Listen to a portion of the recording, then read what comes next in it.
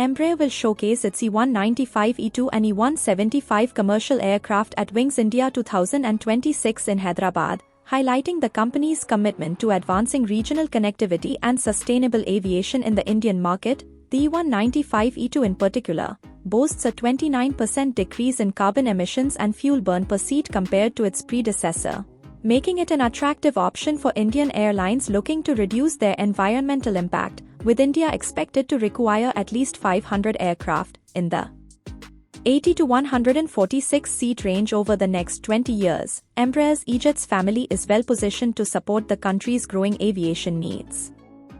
FC Technology Private Limited has developed a groundbreaking fuel cell-based auxiliary power unit (APU) for infantry combat vehicles, enhancing silent, emission-free operation during covert missions. This APU significantly extends silent watch endurance from 2 to 8 to 10 hours, providing uninterrupted power to critical systems while reducing the vehicle's detectability in modern warfare.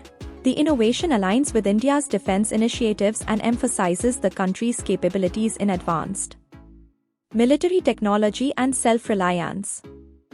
India's indigenous Uttam Active Electronically Scanned Array or AESA radar has proven to be a world-class airborne sensor, outperforming some of the most reputed AESA radars globally in several parameters. The radar, developed by DRDO for the Tejas Mk1A fighter, has undergone extensive testing and has been selected to equip the second batch of 97 Tejas Mk1A fighters, marking a significant shift towards a fully indigenous sensor and weapon suite. This development gives India complete control over upgrades and electronic warfare integration, reducing dependence on foreign suppliers and enhancing the country's sensor sovereignty. The Indian Air Force is considering collaborating with foreign nations to develop next-generation fighter jets, with 2 European programs, the Future Combat Air System or FCAS and the Global Combat Air Program, Tempest, being potential options. The Tempest program, led by the UK, Italy, and Japan, appears to be a more viable option for India due to its faster development timeline, expected to enter service in the mid-2030s, and more flexible approach. India's potential partnership with either program would require a significant financial commitment, but Tempest's more agile and digitally driven approach may offer a better fit for India's future air power ambitions.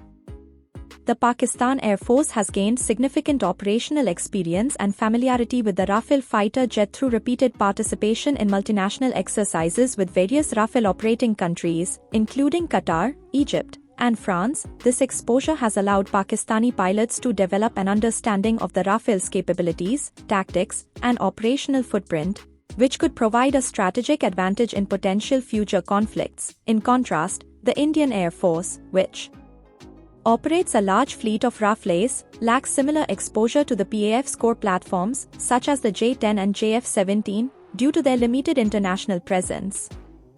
India is set to unveil its advanced long-range anti-ship hypersonic glide missile at the 77th Republic Day Parade, marking a significant leap in the country's maritime strike capability. The missile, developed by DRDO for the Indian Navy, boasts a range of around 1,500 kilometers and can travel at hypersonic speeds, making it difficult to detect and intercept.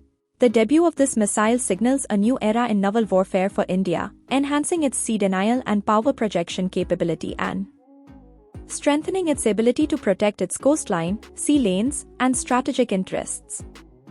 External Affairs Minister S. Jaishankar announced that the first Made in India C-295 military aircraft is expected to roll out of a factory before September, highlighting the country's commitment to building resilient manufacturing capabilities. Jaishankar also emphasized the importance of India-Spain relations, noting the growing trade and defense cooperation between the two nations, including a deal for 56 C-295 transport aircraft. The minister also underscored the need for global cooperation on shared challenges, particularly in combating terrorism, and welcomed Spain's support for deeper India-EU ties and its participation in the Indo-Pacific Oceans Initiative.